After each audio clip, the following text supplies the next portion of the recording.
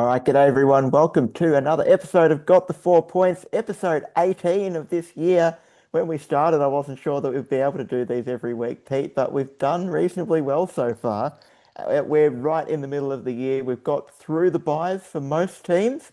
A couple of teams still having the week off this week, especially in the VAFA, but still lots of awesome local footy going on. Getting to that time of year where the final four, final five starting to get settled. We've got a few more people getting to that 100 goal mark. We've got lots happening. So much to cover, Pete. How's your week been, mate? Yeah, week's been good, thank you. Another week on the road a fair bit, and another week coming up on the road a fair bit, but that's all right. That's the life of a traveling sports administrator. But you say final four, final five. We've also got some final sixes and some final eights even out there in some country leagues. So I think were saying in the last week's episode we might need to get our head around some of the finals structures as we move into that key part of the season where teams are vying for those final spots with anywhere from, I would say, probably 4 to 6 weeks to go for most leagues. Yep. I'm sure everyone that is in a chance for finals are looking at where they sit and where they might end up. So still plenty to play for, Rob. Still plenty of teams that are trying to get the 4 points every single week, and maybe a few teams at the bottom of the ladder that are trying to get their first 4 points for the year. So there's plenty happening in local footy, and I'm excited to dig through it with you tonight. How have you been? Yeah, I've been good, mate. I've been down in Tasmania last week. I didn't get a chance to watch any of the Northwest Tasmanian Football League to see whether there's been any more outlandishly large results down there. But yeah, beautiful part of the world, Northwest Tasmania. Drove all the way down to Hobart on a little work trip there, which was stunning place to be. But yes, been keeping a keen eye on all the local footy going on. We've had a couple of weeks off. Uni Blacks footy with the VAFA Premier Divisions having a bye, having a double bye, but still some Division One and women's footy happening over the weekend in the VAFA, and also I was thinking about these different final structures. I reckon we probably need some help. We need some help from the fans. We need some help getting our head around all of these different systems. We know about our classic Final Four system for the VAFA. We grew up watching Bendigo League footy with the Final Five. We kind of know a bit how that one works, but we're going to need some help understanding how your Final Sixes work. Maybe there's some different Final Eight structures to the AFL. Maybe there's a Final Seven. I'd love to hear it if there is one. Um, I don't know. Maybe there's a Final Two somewhere, maybe up in the Maybe. Omeo League or something where they've only got a handful of teams. Whatever it is, please tell us your local football final system. We'd love to get our head around it so we can talk a little more knowledgeably about who's going to make finals and who's like, I don't know. I could be getting excited about a team that's sitting in fifth place, but it turns out they're going to miss the four. But look, True. check us out on Instagram. Send us through any interesting stuff, especially around the final structures in your local area. Tell us about people in your area who are kicking bags of goals, who are taking great marks. We're getting a little more active on our Instagram these days. We've been heading out to a few different games, just a little bit. So check some of that out, and check us out as always on Instagram, as well as the Spotify and YouTube for the podcasts. So we're going to go through a pretty classic kind of what caught our eye episode this week, Pete. There's been a few things catching our eye in a administrative sense as well as in results and goals. Do you want to kick us off with your what caught your eye? Yeah, I might just I might start with a very different one that I don't have on the run sheet, but Yeah, it go for was it. it was just when you were talking about final structures, Mm. my mind immediately when you mentioned Omeo and District actually went to the Upper Murray Football Netball League, where we know they have 4 teams in the competition. So Cudgua, Bulio, Tumbarumba, and what a name by the way, Oh, and Corryong. And I was like, I'm interested. Do they play just a shootout grand final there? Given that it's 4 teams, they don't. They play a top 4 final system. So Corriol, who finished in 2024, Corriol, who finished the season on 1 win, 11 losses, played the first final against Tumbarumba and lost by 68 points. But just think you could dial in 90% of the season and potentially still win a premiership. That'd be incredible. Imagine winning a premiership from bottom Yeah. with 1 win in the regular season. The only story I've heard of that before, and I would have to go back and consult the book, but I believe, Robin, you might correct me as a man that I know has read the book as well. I feel like there is a story in the Black and Blue, which is about the University Blacks and the University Blues, a story of the Blacks potentially winning a premiership similar to that. Or maybe it was University back in the day when it was a combined university where they finished bottom, but the final series had everyone in the final series and they won the premiership. I feel like that is a story. I can't remember if it's university or if it's actually the Blacks itself, but I feel like there is a story about a team that finished bottom and won the premiership in the same year, which is wild. But that's not on the run sheet. But there's my first Well, what caught my well, eye. I don't actually know about that in a university sense, but I do know that what you said is true for Fitzroy. Fitzroy Right. won the 1916 premiership, having finished bottom of the ladder. And we're talking about First World War times, so there were Yeah. only four teams, and all four teams played in the finals, and Fitzroy won the semi-final and the grand final. Hey, it's all about coming good at the right time of year. Hey, it's about peaking at the right time. You don't want to go That's too right. early. No, You want to get these things right. And clearly, they were just ready to peak at that exact right moment. So they might have got a for couple of boys back from the war. Who knows? potentially, so for Corryong this season in the Upper Murray Football Netball League, who are currently on 0 wins and a percentage of 15%, all hope Hmm. is not lost. Um, don't get me wrong, with a percentage of 15%, there's a little bit of work to do, but that's all right. There's still what 2 or 3 rounds left of the year, and I'm backing them in. Look, they only lost by Yeah. 29 points on the weekend, so yeah, I'm backing them in for maybe a fairy tale finish there at Coronel. You just imagine they're walking off the ground. They've just played the top team. They've just lost by 300 points, but they're walking off the ground shaking hands saying, "See you in finals, boys." But you just just think about that as well. Like sometimes I remember playing where a team that maybe wasn't expected to get close to you would get close to you, and Yeah. you'd still beat them, but Mm, it might be close. That would be one of the sledges. Like one of the sledges would be yeah. like, you guys won't be in finals. Well, you can't Yeah. do that to Korea. I'm like, yeah, No. like you said, you've just beaten them by 280 points, and they're just going to be like, well, we'll see you in a week's time. See you in finals. Yeah. Yeah. Uh, anyway, that's the first thing that caught my eye off Very the back good. of what you said. Very good. Oh, good stuff. Look, I'm going to jump in, Pete, because I want to take us to the thing that really caught my eye this week, and I'm breaking with protocol because this really belongs in the Paddock to Premiership segment. I've been following Karingal Bulls all season, and I'm just so excited, Pete. I'm so excited for them, for Nathan Burke, who's coaching them. They've broken through for their first win of the season. We have covered larger losing streaks being broken on Got the 4 points, but we haven't covered one in such depth in the sense of having followed it week by week, blow by blow, Mm, loss by loss, 100-point loss by 100-point loss. Mate, they got up. They've had a win over Hastings by 22 points, so not even a small win. They've had a really solid day out there. 11-5, 71 to 6-13, 49. Bad kicking's bad football there from Hastings. Good kicking is good football from Karingal, 11 goals, 5. Well done to Zachary Holton. He kicked 4 goals for the Bulls in their win.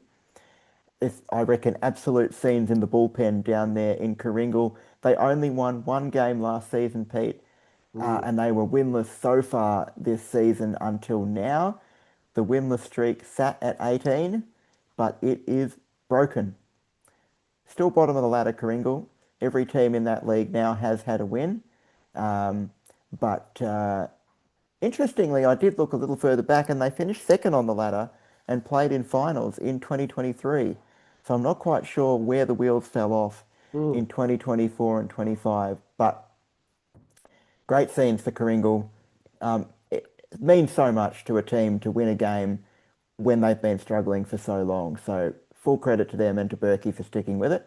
Yep. And full credit to Got the 4 points for sticking with them too. Yeah, definitely. You've battled hard in following Kringle week in, week out, and you've done well. Maybe a little cheeky in the last few weeks where you'd started to look at the women's results for Kringle, just because their women's team are performing quite well compared to the men's team. But you did stick by them. I wonder what Berkey was thinking at quarter time, Rob, when they were 25 points up. Probably thought, Mm, this is pretty good. I like what I'm seeing here. I wonder whether it was followed by only kicking one goal in the next quarter and only being 7 points up to, oh shit, mm, here we go again. yeah. Um, Followed by kicking away again. I don't know whether it was a breeze, but there was some clear Mm, scoring from Kringle with kicking, 10 goals.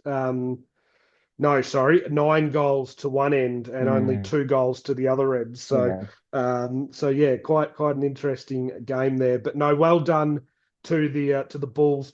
This again, it's not on the run sheet. I'm just going absolutely rogue here, Yeah, but you are. just just off the back of that, I did see quite an interesting story in the code. It was just one of those little quick snippets. Yeah. Um, and they mentioned feeling incredibly bad for a young Lancefield player, Harry Bean, Mm-hmm. who has played every single game in the seniors this season and all of those losses, and played in a majority of those losses last season for Yep. Lancefield during their 27 game losing streak. Unfortunately, got dropped last week in their win to the under 19s for Lancefield, where the Lancefield under 19s got beaten by 128 points. Oh no. So Harry, Harry hasn't even had the joy of being able to savour that win for Lancefield. So Oh. poor lad. But Rob, I'm going to also take us to the Ballarat Footy League. Mm-hmm. So speaking of some big results, there's some interesting results that happened there over the weekend.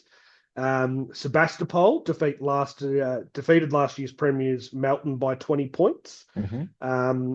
A good win too. They were down pretty much all game until about midway through the last quarter.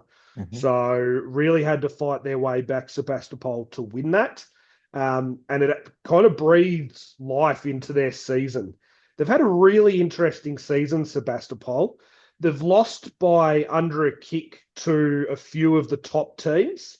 But then they've gone out and been beaten quite handily by some of the lower level teams. Mm-hmm. They've then beaten some of the mid-level teams. It's kind of been a really weird season for them, bouncing up and down. Um, but that wasn't the only interesting result there in the Ballarat League. North Ballarat also caused a bit of a stir, beating Sunbury by 15 points. So Sunbury have been up the top echelon of Oh that wow. Ballarat Football League ladder. It was very low scoring, played at Mars Stadium, and I can confirm as someone that was in Ballarat on Saturday, it was windy. It was Yeah. super windy in Ballarat on Yeah. Saturday. It was 6-8-44 to 4-5-29.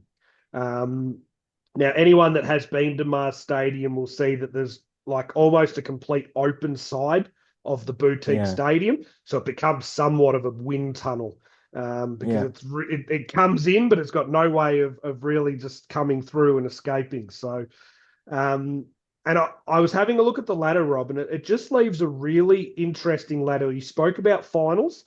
There is a final six in the Ballarat Football League.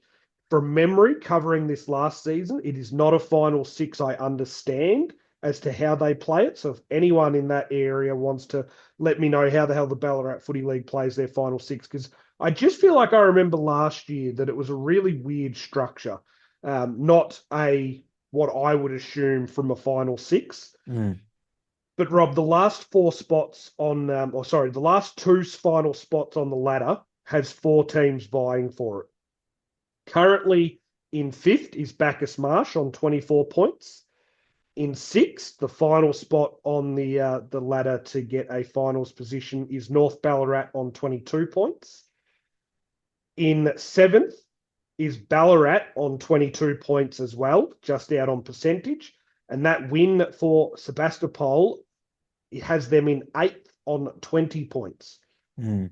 So two spots, four teams that are vying for it. It to me feels like the top four's probably locked in with East Point, Melton, Sunbury, and Darley being your top four. I haven't got that in order. So apologies if someone thinks I've tried to do that in order. I've just named the teams. But that next two spots has four teams that are neck and neck. So Mm. really interesting to see how the last, I think it's about 5 weeks, plays out there in the Ballarat League. Yeah, nice stuff. Yeah, that's definitely pretty tight. Coming in there in that bottom part of the sixth. Please help us decode how a final six works out. Anyone out there, let us know. Right, Pete. Something else that caught my eye. Uh, I went for a walk with the dog on the weekend, and I thought I would just go for a nice walk around Royal Park. I actually had not realised that there was any VAFA football happening on the weekend.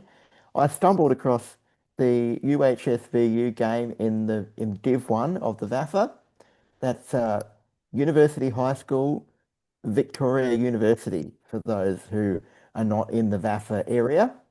So that's like an amalgamated team involving Victoria University and University High School, which is actually located right next to Melbourne Uni.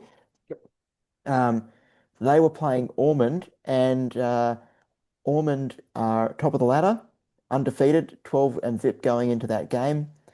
When I arrived, Ormond were down by 2 goals. UHSVU had had a very, very strong start to that game.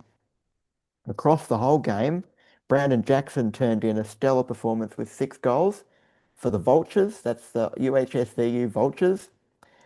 But it was also very wind impacted, that game. I also knew it was very windy from landing on my flight from Tasmania on Saturday, and that was a pretty bumpy landing.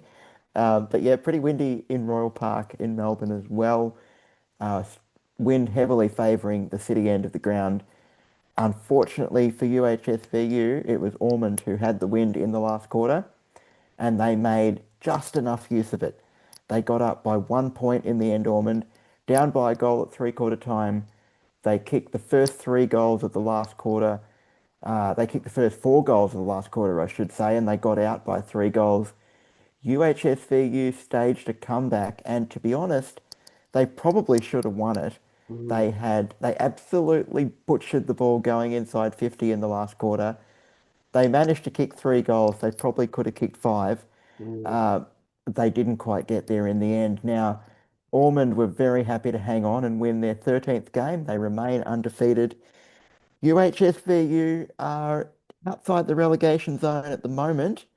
If they had managed to win that game, it probably would have locked up a spot remaining in Div 1. As it stands, there's still a slight chance of being in relegation danger there in Div 1. But I was pretty impressed with the standard of footy in Div 1. Very competitive, I reckon, with what we saw in the Riddle League the week before. yep. And yeah, there definitely some good players there and a really fun result. And the last thing that I wanted to make mention of was the absolutely ripping banter behind the goals from the UHSVU boys. Nobody does it better than the Uni Blacks, but a close second is UHSVU. Witty, sharp, on point, a little bit pointed sometimes. Um, and they were really, really giving it a good crack when the boys kicked 3 goals to try and win the game, and very, very strongly supported, I might add, by some women there too. I don't know if they were in the UHSVU girls team or if they were partners or friends, but yeah, they were all involved, and it was a good vibe. Nice. Good, yeah, it was good stuff from the Vultures. I love that. I love hearing that. And I must admit, being having had such an involvement with country footy and now an involvement with VAFA footy. I love that about the VAFA, the behind the goals. It's not something you see a lot in country footy. Mm. Is the twos guys getting behind the goals to really give some stick, and it's a really good thing. And there is an absolute art to it.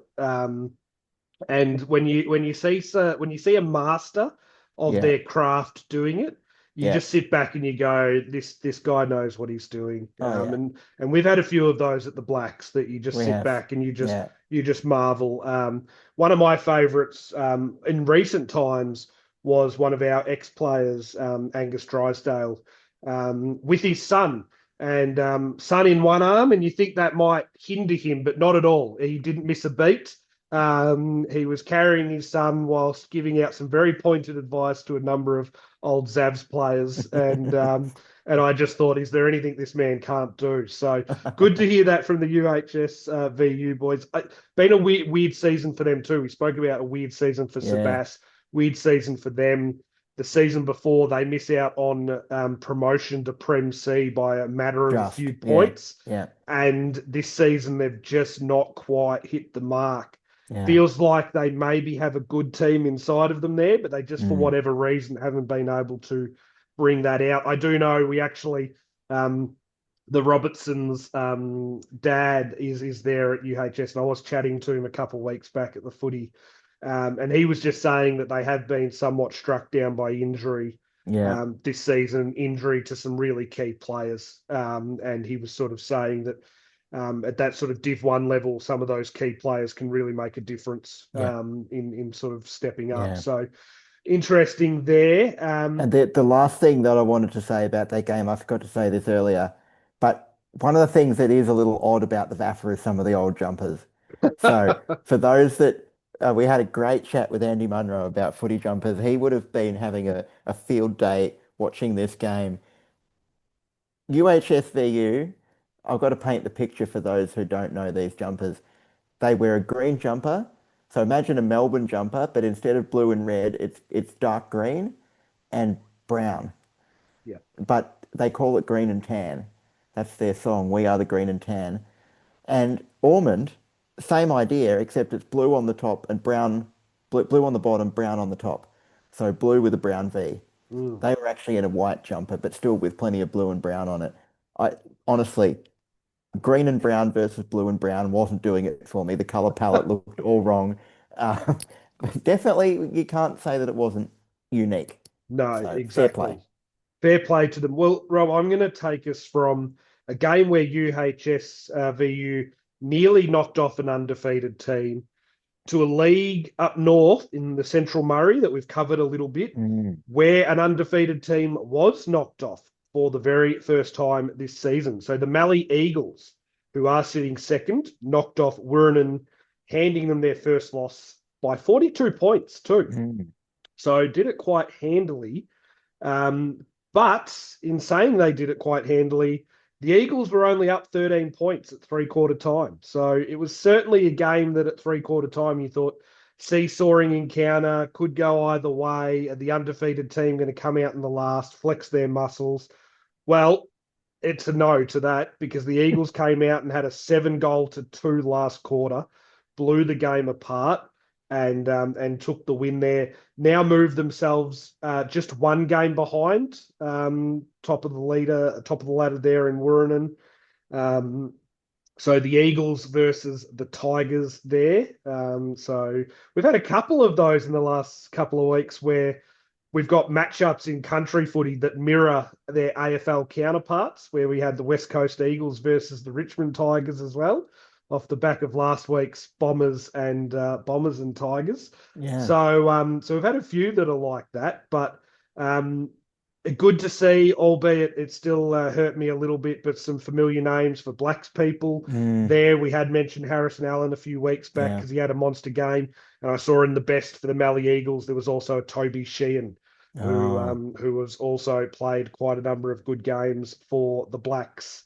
So mm, so yeah, there's a little bit of talent there, and top two, I just feel like they're gonna. Both teams will probably go into finals thinking that they certainly have the goods when they can get the game on their terms. So it'll be interesting final series to see how that plays out there in the Central Murray. Yeah, definitely. We're going to go out now, out east, in the Outer East League of Melbourne, or I guess it's West Gippsland. Um, we did chat a bit about people bringing up the ton recently, Pete. So we have our second ton of the season. Our second 100-goal haul has been locked away in local footy in Victoria, and it's Aaron Mullett playing for Wandon there in the Outer East Football Netball League, formerly of Carlton and North Melbourne, having an absolute field day out there for Wandon Bulldogs. He's brought up the ton after 14 rounds. Uh, by all reports, and I did actually see the video on the footage there on the local footy pages of the Herald Sun. Very, very nice snap on the run. Classy little pick Was. up and finish from about 40 out. One of those ones where he snapped it on the left foot and his arm was in the air as soon as it left his boot. He knew it was a goal. Yep. Probably the rate he's going this year. He knows everything as a goal. Absolutely mobbed by his teammates. And then about 10 seconds later, you see in the footage all the crowd swarming the field. Buddy Franklin's kind of scenes there for Wandon.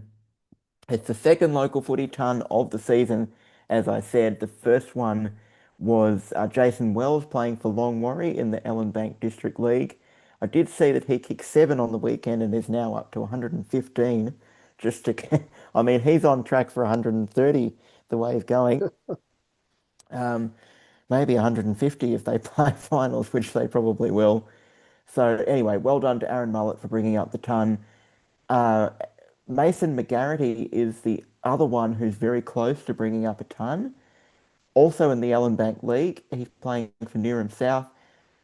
He is 8 goals away. I don't know what it is about that West Gippsland outer eastern suburbs area. That's where all the tons seem to be happening, Pete. Big, Uh, strong lads. yeah, big strong lads. Maybe not such big strong defenders. Uh, Potentially. Not sure. But anyway, good work to all those lads. Well done, Aaron Mullett. 100 goals. Very impressive. Very, very impressive. I'm just always remote. Anytime I see, and I saw the footage as well, anytime I see people storm the ground, it just takes me back to a story I heard from Ryan Fitzgerald, Fitzy, who many Hmm. people will know in football circles. And I know that he's on the shows like The Front Bar and things like that. And I swear I've heard him tell a story before around when Plugger kicked 100 goals for Sydney and he was there Mm. playing and he was injured apparently, and Rodney Eade was saying, I don't want to see any of the injured players running onto the ground, and anything like that. And Fitzy was sort of saying that him and Rocket didn't exactly get along too well and didn't see eye to eye, which is hard to see why when you look at the character of those two people. Um, but apparently the story goes that Fitzy he was just like, I can't not be out there for this. So ran out and to his story started the plugger chant that was basically going around once he'd kicked the 100. But to all reports, Rocket very much knew that he'd jumped over and celebrated the 100 goals on the ground. So anytime I do see the footage, as we did see with Aaron, I just always am reminded by who's out there that shouldn't be. Like who's in that circle that shouldn't be. Like imagine if one of his like opposing like clubs fans were out there. Like I don't know who they played by the way. It's one of Ah, the it's can't one of the remember. parts I didn't even look at. But imagine if someone from that club, it's just like stuff it and just runs out there for the sake of it. That would have been quite hilarious. But anyway, Rob, I'm taking us from someone that's kicked the 100 goals and turned up to another milestone, an incredible milestone. I'm taking us to Tatyoon and I'm taking us to Tim Barr. Now, Tim Barr celebrated his 500th game on the Mm, weekend for the club. Now, incredible. He's played just one season, which was a junior season in 1999, away from the Tatyoon Hawks. mm, He's won 8 premierships. He's been in 6 losing grand finals as well. and won several best and fairest. And not only that, Rob, not only did he play in a milestone 500th game, but he also, for the first time ever, ran out on the weekend. Now, he played in the reserves, but he ran out on the weekend with his son Hamish for the first time. His son Hamish is in the under 17s Mm, at a different club, so had to get approval and clearance to play that reserves game from a different club that he's at for the under 17s. mm, Um, I somewhat think that wouldn't have been too difficult of a decision for both leagues to go. We could probably tick this off. Luckily, they did, which was incredible.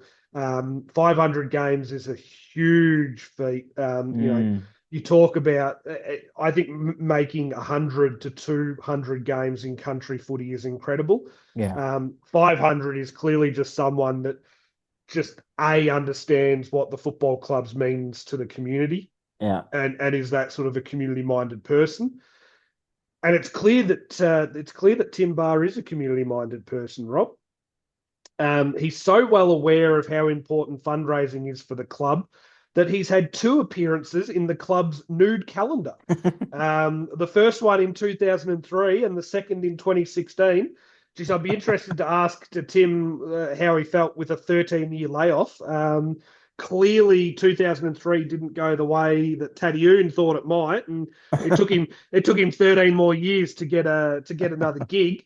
But I thought that was an interesting little side part of the story that he probably didn't need to mention. I'll be all in all honesty, he probably could have kept that one under wraps, but maybe he's looking for another gig. You know, maybe he's thinking 2016 since the last one. Maybe he's looking for a 500th crack there at the old nude calendar, which I must admit, I hope they still do the old nude calendar there from Tadioun.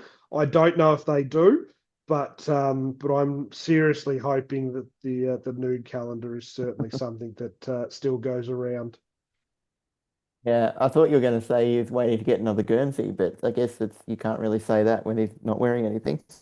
Um, yeah, wow, that's what a story that is. I would be a little bit surprised if clubs are still doing nude calendars, but you never know. Um, how old is Tim Barr, I wonder?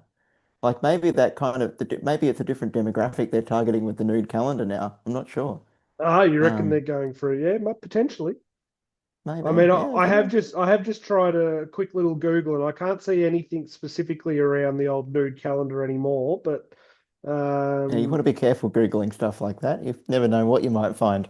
yeah, very true. Look, thankfully, it's not a work device. But no nude calendar yet. But well, I don't know. I might send an email to Taddy and see what they've got for me.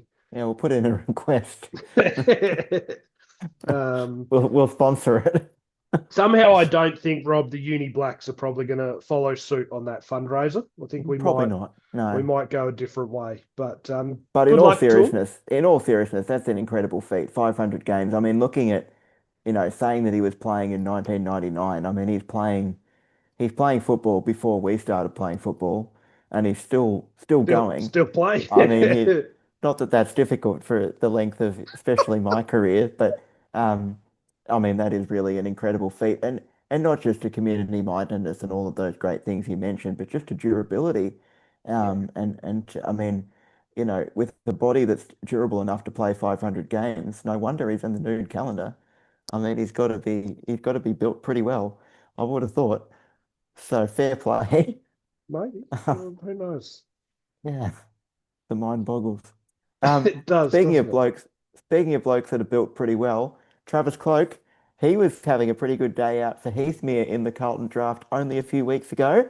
He's actually rolled out for his second country football game of the year over the weekend. Pete, he played for Calder United, the Calder United Lions. Now, they are a merger, quite a recent merger, between Ngunnawal and the former Witchproof Narraport. So it's called the United Lions first season. They're having a pretty good time of it, sitting inside the top four. Hmm. Now, Clokey played for Ngunnawal for 4 games last season. So one of those clubs that merged into the Calder United Lions setup. Travis has had quite a few commitments with Essendon VFL going on this year, as well as, of course, as his Carlton draft appearance for Heathmere down in the southwest of Victoria. But he did get the call up and was picked to play for Calder United on the weekend. So great to see another AFL, ex-AFL player Mm. getting around in local footy. He actually didn't kick a goal, but it was a pretty important game for Calder United, who beat Bort by 56 points. That draws Calder United level on points with Bort. I think that takes Calder United to third and Bort a fourth. I think I've got that right. Um, but by all reports, Travis played quite well, and maybe another wind-affected game there because it was an 8-goal to 2 final quarter that really got the job done for Calder United. So uh, a little bit like you were saying earlier with the game you were mentioning that Mhm. was a big last quarter. Same one here with Calder United kicking 8-goal to 2 in the final term. Another win for Clokey. He's got 100% winning record so far in local footy this year, 2 from 2. Yeah, and I just feel like North Central feels to me like a league, Rob, that is attracting quite a number of AFL, ex-AFL players. Mm. I know that Adam Patterson played a game for, I think, believe Sea Lake Sea Lake Nandolie, yeah. previously, if not still playing. I don't know what that looked like. Oscar Brownless is there, so Right, um, so I know he wasn't playing AFL, but he certainly played VFL football. I'm pretty confident Josh Jenkins is at Sea Lake Nandaly. There you right. go. Adam Patterson did play on the weekend, Yeah. kicked 2 goals. Wow. Um, so there's some interesting names that are there playing around in the North Central League. I wonder what the appeal is up there of the North Central. But anyway, that's certainly interesting there that Travis is playing. Um, It's another pretty small league. How it many is teams are there? There's only six, I think, or 7 teams. 7, Oh, eight. Sorry, there's 8 teams. Yeah, 8. Yeah, and there's okay. some pretty one-sided results. The bottom three there are really struggling. Yeah, some big margins most Mm, weeks in that league, unfortunately. yeah, yeah, definitely. I'm wondering, Rob, my last one on the run sheet might be a bit more of a discussion one again. Yeah, all right. I can I kick wonder off if my you want last to couple. tick off your last couple. All right, we can do that. Just a quick look at the Geelong Footy Netball League. We've chatted a little bit about the bottom end of the ladder there with North Shore and Lara. They're still struggling, getting beaten by big margins, except when they play each other. We can't wait for the last game of the year when those two play each other for the second time. But up the top end of the ladder, Pete, the final four's looking reasonably set now. St Joseph's, Newton and Chilwell, St Mary's, and Colac. St Joey's have been going very well recently, but St Mary's handed them their second loss of the season on the weekend by 48 points. Quite a big margin there for St Mary's to beat St Joseph's. St Joey's won by 5 points last time those two teams played, so that's a pretty big turnaround there by St Mary's. And St Mary's certainly a club with a lot of good history recently in finals in the Geelong League. So looking good for them, coming good at the right time of the year. Mm, Probably not panic stations for St Joseph's yet. They're still clear, still a game clear on top of the ladder. yeah. Um, and another enthralling tussle going on at the top end of a major league ladder is in Gippsland, Pete. So once again, this is a league where the final four, or really the final three, looks fairly set. Perhaps actually fourth place still up for grabs. But at the top of the ladder, it was Leongatha beating Moe by 2 points. Now, Leongatha uh, were right up there last year, um, had a very strong finish to the season last year, and they look to be having a very strong finish to this season as well. 47 points was the margin in favour of Moe last time Leongatha played Moe. So same as in the Geelong League that I just talked about, a very big turnaround there in favour of Leongatha this time around. That game was in round five. Since that round five loss for Leongatha, the Parrots, They've only lost one game, which was a 3-point loss to third place Traralgon, who are also in red hot form. So Leongatha, Moe, and Traralgon are making up the final three. Sorry, the top three. Um, and they look to be pretty locked in. Um, Impressive there from Leongatha. They've really hit a very hot streak. Uh, that win, just the scores there were 10-3-63 to 9-7-61. So very good kicking by Leongatha. 10 goals, three in a um, in a tight game and a Mhm. low scoring game. I did see that Ben Crocker kicked 4 goals for Yep. Moe. He's having a good season there, ex-AFL player. Yeah, definitely. So yeah, that's some good ones there. I'm just a little bit interested.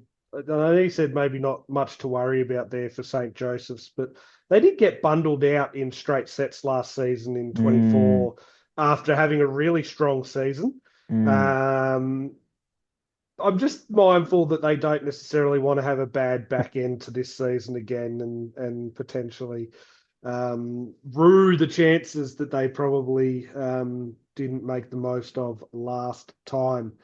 Uh, Rob, my final one, we've spoken a lot. This people are almost going to think this is a running theme that we're just going with. I trust you, it's not, but these are just some of the things that are happening at the minute in football when it comes to movement of clubs to other leagues. So we've spoken previously around Gisborne wanting to move to Ballarat from Bendigo. We've spoken around Maryborough, who are currently in recess, wanting to rejoin and join the Maryborough Castlemaine District Football League, which got knocked back. We're also looking at Ultima, who want to join the Central Murray League from the Golden Rivers League. So plenty and happening. Broadford trying to get into the Bendigo League. Well, Broadford getting into the Bendigo Mm, League. I mean, they have from been recess, yeah. confirmed from recess. So very interesting. Lots happening on that front. I want to take to the West Gippsland League, Rob, who had hoped that as early as 2026 they could introduce a two-tiered competition. Now, we don't see many two-tiered competitions in regional football. The only one I can think that is somewhat trying to do that is AFL Barwon Mm, with the Geelong League and the Geelong District, yeah. and trying to do a little bit of a tiered system there, Mm, albeit that is a pilot and it's a little bit different than the traditional tiered system. Um, mm, so the West Gippsland League looking to do that as early as 2026. They've had Officer and Pakenham from the Outer East Football Netball competition apply to make the switch, along with Druin from the Gippsland League, which you just mentioned before with Leongatha and Moe. mm, Um, However, there's somewhat of a feeling that the passage of those three teams to the West Gippsland League could be blocked amid speculation that clubs that support the two-tiered structure don't believe, probably rightly so, that three new members allows them to do that. So three new mm, members would put them at, I believe it was, I'd have to double check my numbers now, but it would put them under the required amount. I think it would have put them at about 14 teams total. So mm, potentially, two divisions of seven is maybe what you're looking at, or a division of eight and a division of six. Um, so that's an interesting one. And I think they really would like five new members to apply so that they could have two divisions of eight and have 16 total and make that quite even. Um, there is some discussion though. I think one of the things that area would also like is the Allen Bank District Football League has 12 clubs. I think they'd love the Allen Bank and the West Gippsland League to come to some sort of arrangement to actually create a three-tier system. So already moving beyond the two-tier system that they're talking about for 2026 to three tiers. Um, and then that also raised my eyebrows. So Outer East football competition, Officer and Pakenham have now applied to the West Gippsland League. top flight clubs in Wandon, who you just mentioned before with Aaron Mullet, and Upwey Tacoma have applied to join the Eastern League. So I was trying to do a little bit of numbers there. So there's 10 teams in Div 1 and 9 teams in Div 2. So 19 teams total there in the Outer East. They've had 4 teams that have applied to play somewhere else in 2026. So what's that? Nearly 20% of your league, nearly, or slightly above 20%, wouldn't it? Mm. Have applied to move somewhere else, um, which I just thought has got to be somewhat of a little bit of a worry there for Outer East Football League. And then that would make the Eastern Football Netball League stronger than what it already is, where they have currently 46 teams. If Wandon and Upwey Tacoma get their way, then it would be 48 teams across 5 divisions. So they're nearly getting to the point of 5 divisions of 10 teams in each division. So really, really interesting, Rob. Lots of movement happening out in clubland.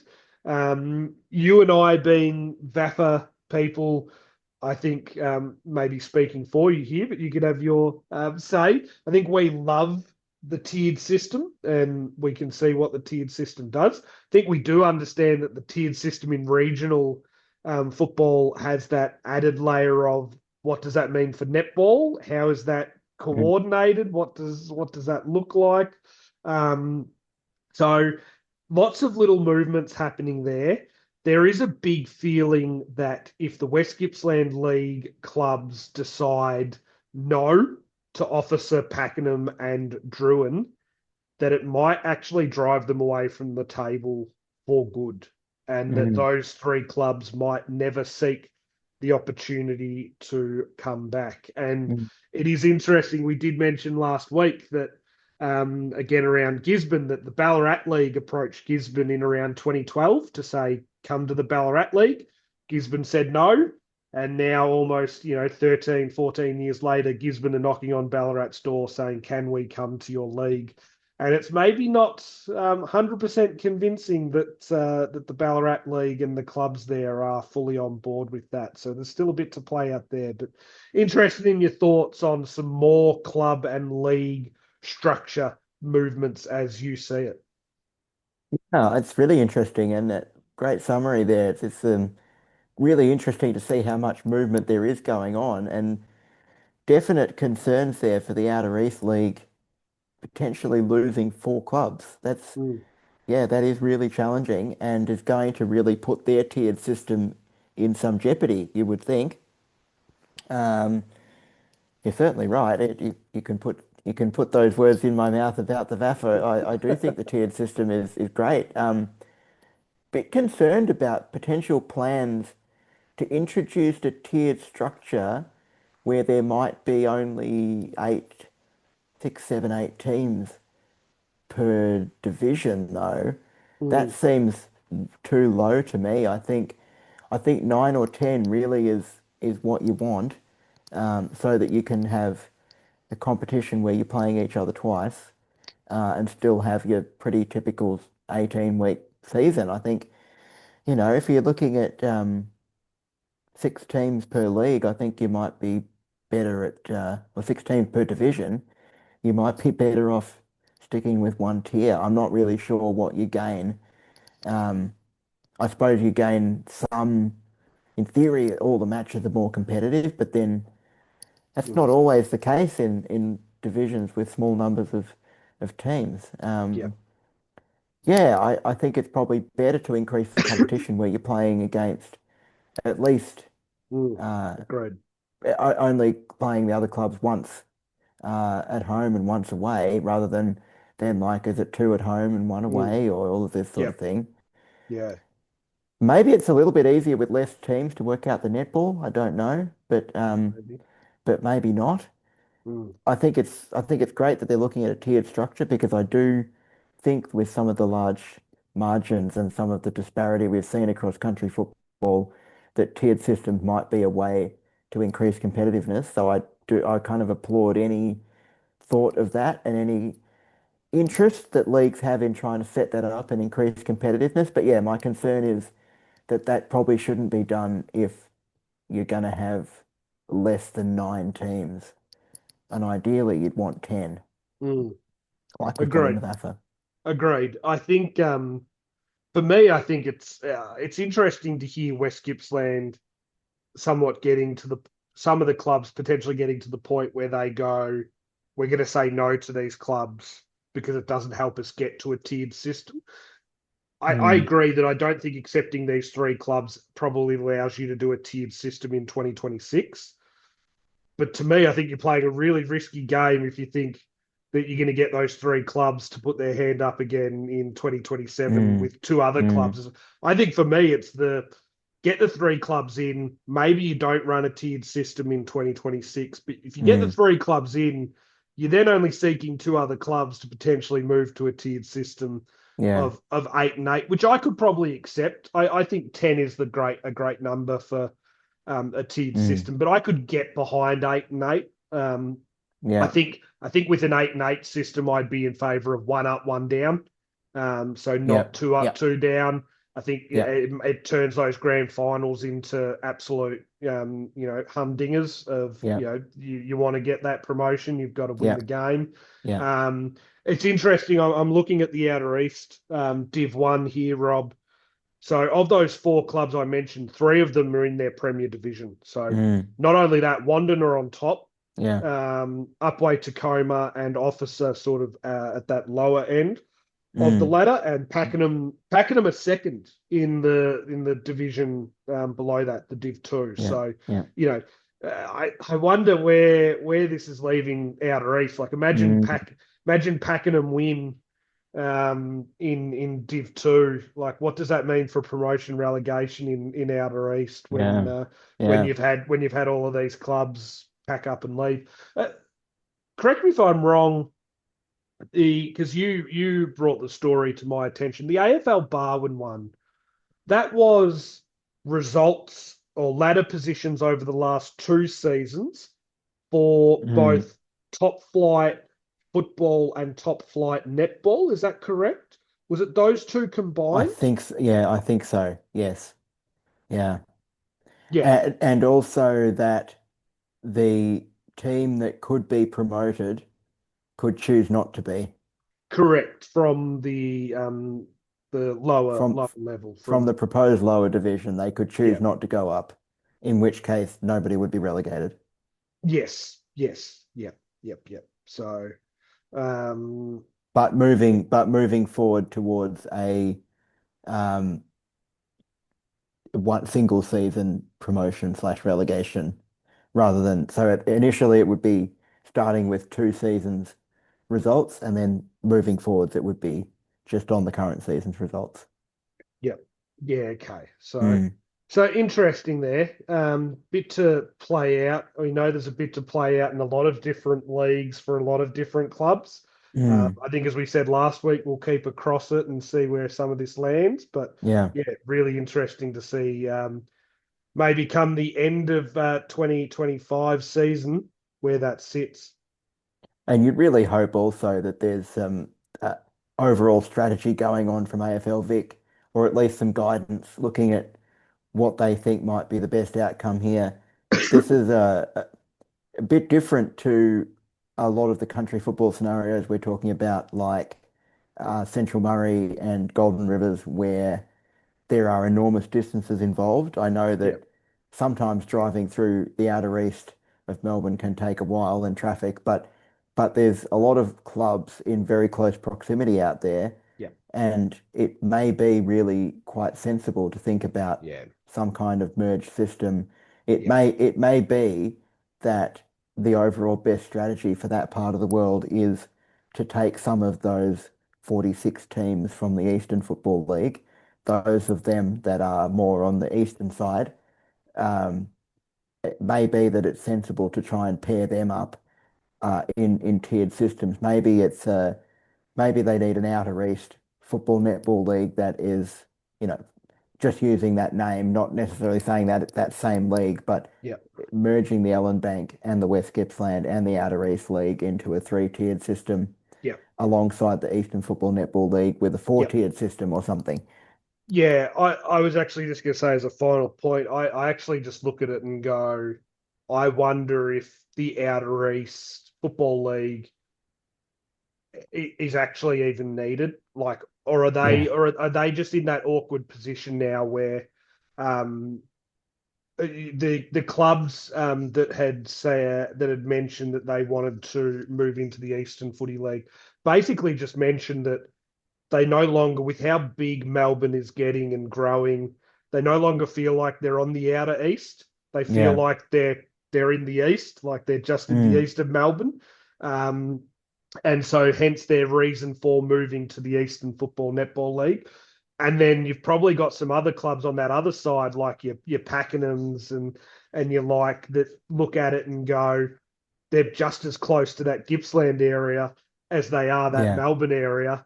And so it's yeah, easier for them to head out that way. So I sort of look at it and go, well, to your point, and it's not like, hey, just get rid of the outer east, but is there ability there for some restructuring to yeah, look at what the Eastern Football Netball League could take on and continue to add to their already really strong five division structure?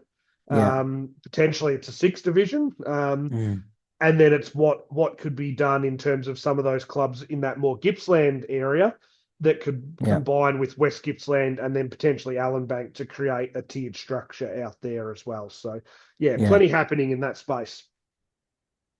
You'd have to think that with the number of clubs asking to move, there's definite signs that a restructure is needed. I'd The say so. clubs are kind of voting with their feet, aren't they? They Yeah. are All right, definitely. let's move on. Let's get to the end. Let's move on with our paddock to premiership. Pete, we've had a couple of weeks of games that have been not happening due to league buys and due to individual club buys. I've already kicked it off with my first one with Coringle having a big win. I covered that in my what caught my eye because it really did catch my eye. Well done, Bulls. Very proud of you. But what about you? How did your first paddock to premiership go? Yeah, well, I might mention my first. I might mention a couple here. North Albury, no game. They had a split round, so they play this weekend coming against the Wodonga Raiders. And Tullibuk Manangatang had no game. They had just a club bye. Lake Boga up next for them. So I will instead go to my first one that actually played, which was Castlemaine. They went down to Gisborne at the Camp Reserve by 21 points. So pretty honourable loss, I suppose you would say, to second on the ladder there. They were 42 points down, sorry, at half time, Castlemaine. So a little bit of work to do to even just make it an honourable loss at the end. I think that's pretty impressive to do that against a team that's likely to finish second in what's been a season that just hasn't really fired for Castlemaine. Eagle Hawk up next. I don't know, Rob. There's still only one game out of the five. It makes no sense, but it feels like I've been saying that now for the last 8 weeks. But yeah, Eagle Hawk at Canterbury Park. Not. I know a few weeks back you and I were talking around places you didn't like playing. I didn't mention Canterbury Park. I probably should have. It wasn't a super nice place to play. All look, it sounds horrible, but always got really worried beating Eagle Hawk at Eagle Hawk because their fans didn't super take kindly to that. So always a good game to go there, lose, get in the car, get home, get safe, lock the door. But that's what Castlemaine have got up next.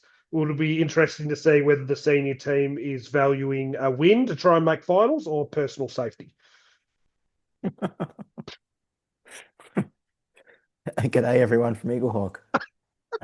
Yeah, yeah, yeah. I haven't made myself a target there at all for any Eagle Hawk people. They're great people there at Eagle Hawk. Love them. I'm sure there's none of them listening. Um, all right, yeah. So my VAFA teams also didn't play for Fitzroy and Old Trinity had their VAFA double bye. In Premier B, Fitzroy have got Old Camberwell next up, and Old Trinity have Carey. Mm. Interesting Big game, game that one. there. I mean, every Interesting game is game. big in B grade from It now is. until the end of the season, except for games involving Fitzroy and Hampton, probably. Probably. Um, anyhow, um, yep, I've already covered off Kringle. Pyramid Hill, Pete, I actually think the wheels are falling off a little bit there at Pyramid Hill. I mean, Wow.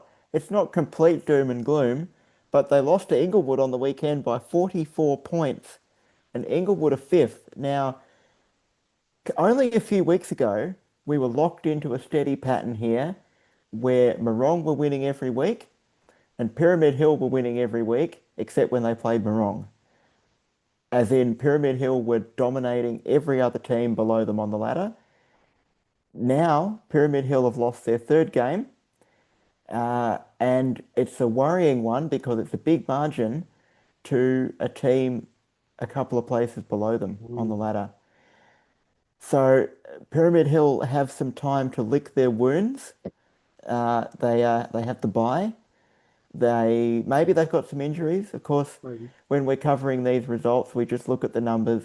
We often don't know where people are, if there's people away, if there's injuries or whatever. So Yeah. maybe it's still a situation that Pyramid Hill can turn around. But I did note when I was looking at the results here, Pete, you'll like this one. I could see you laughing already. I think you read what I've written I next. did. I did. That Bridgewater have actually climbed to the top of the ladder. They've had a really remarkable last few weeks, Bridgewater beating Pyramid Hill and also Morong. They had a big win on the weekend as well, Bridgewater, over Calival, I think. Yep. And they have jumped to the top of the ladder, taking advantage of the fact that Morong had the bye. So Morong didn't win, and the Loddon Valley League does not award 1 point for the bye.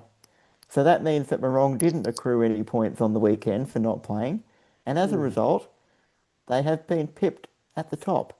So mm, well done, Loddon Valley League. That is as it should be. Morong will get their chance next week to claim points when they actually play. yep. But for the moment, Bridgewater Mm. have gone to the top of the ladder. Well done.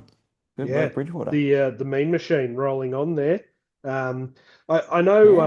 I know I did ask the question earlier when we first found this interesting little points for a buy thing, and I haven't followed it up since, but I should follow it up. Is I'm really interested how they navigate that from a ladder perspective, especially for the Maryborough League in the Maryborough Castlemaine, where some teams will have two buys for the year, Mm, some teams will only have one.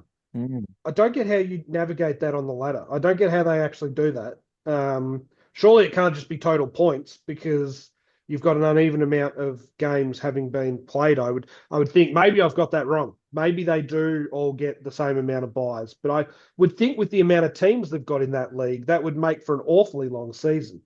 Anyway, I'll need to do a bit more work there. But yeah, Pyramid Hill, interesting to see what is happening there. I don't know, Rob. I was also just looking at the ladder. What if Fitzroy wins six in a row? Hey, who knows? There's still a chance. There's still a chance. I don't know. I haven't written them off yet. You know, that'll come well, next week I'm, after they've had a. I think I'm more chance of appearing in a nude calendar for the Uni Blacks, but let's see. All right. Well, let's see what happens first, listeners and viewers. Anyway, let's move on from No, that. there'll be no viewers. There'll be no Let's viewers for that. let's move on from that that imagery to my my final one, Rob. This is VAFA, but they did play because Div 1 down played for the VAFA. The Monash Blues, and this is almost like the win that was a loss because they didn't win, but they lost to second on the ladder queue by 3 goals. So really good loss. I know that sounds weird, but when you are trying to battle to away from relegation, keeping your percentage high, which is what Monash has at the minute, they have a fairly decent percentage compared to the two teams below them. That's important because that almost acts as another game buffer. So really important there, especially given they were 44 points down at three-quarter time. So Monash really could have let that game go and suffered a big dent to the percentage. They didn't, showed incredible fight, and saved themselves by only losing by 3 goals. So now they're still a game clear and that percentage above Theory Panola. So again, around about 2 games ahead of Theory Panola with what would be 5 left. So the math is starting to get a little bit better here for Monash. In saying that, it doesn't get any easier. They play Ormond, who are, as you mentioned before, on top of the ladder, undefeated after their 1 point victory on the weekend. Not getting smashed is the goal. Keep this under 6 goals. And I think that would be a win again for Monash. So big week there for them as they try and get away from that relegation zone. Well, Monash will presumably take a lot of heart from the Ormond UHSVU game because UHSVU have shown that Ormond are gettable. They didn't Yep, quite get them, but it was only a 1 point margin. And so I think Monash should go into that game with healthy respect for Ormond, but a little bit of confidence. 100%. Definitely. All right, folks, that's about all we've got time for. It's another week of Got the 4 Points. I think, Pete, just about every league will be back up and running at full clip next weekend. And we're getting almost into August, which means we are only 4 to 6 weeks away from finals. It's getting to the crunch time. It's getting to the hot time of the year. You want to be finding form at this time of the year. You don't want to be like Pyramid Hill dropping off and sort of scraping over the line. You want to be like Lee and Gather and be coming with a tailwind behind you. We hope you have a good week. We hope that you enjoy your local footy and we hope your team gets the 4 points. We'll see you next time.